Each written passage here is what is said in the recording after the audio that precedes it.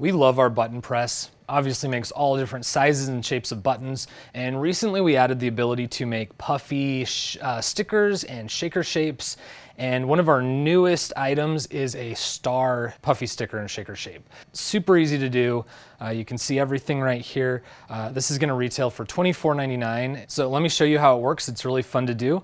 So we're gonna leave our cutting plate in that comes with the tool. And then we're gonna take our cutting star, okay? We're gonna take our paper, whatever we wanna have a horse here.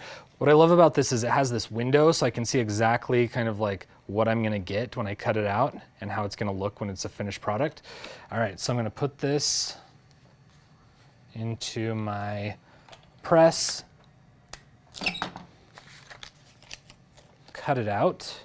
And I'm gonna take this piece right here and I'm gonna remove the inner star shape, and I'm going to take the foam piece and I'm going to place it in that adhesive right there. So now that's perfectly centered, and now I'm going to take and remove the outer edge lining, just like that. I'm going to put this in here. I'm going to layer on the paper I just cut out, and I'm going to put the cap on.